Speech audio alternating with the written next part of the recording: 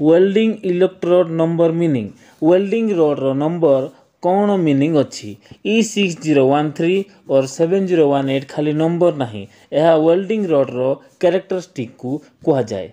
एबे तार मीनिंग कहूँ शुणु वेल्डिंग इलेक्ट्रोड रो जो नंबर थाए 2 डिजिट PSI स्ट्रेंथ को कही थाए आउ यह किलो PSI रे कही थाए जेमिति 60 लेखा हिची यार अर्थ 60,000 PSI स्ट्रेंथ एवं 70 हेले 70 लेखा हिची 70,000 PSI स्ट्रेंथ माने 70,000 PSI स्ट्रेंथ जो वेल्डिंग करा जाए ताहार स्ट्रेंथ ए रोड रे जो वेल्डिंग करा जाए ताहार स्ट्रेंथ रही थाए।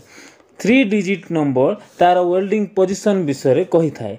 E6013 रे मध्य 1 अछि एवं थर्ड डिजिट 1 अछि एवं 7018 रे मध्य थर्ड डिजिट 1 अछि ए तो 1 रो अर्थ होउची आल पोजीशन रे वेल्डिंग रोड रो यूज करि परिबा।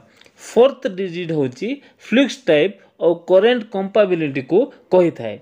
फोर्थ डिजिट होउची जो 6013 रो लास्ट डिजिट जोटा ता फ्लक्स टाइप और करंट कंपाबिलिटी को कही थाए।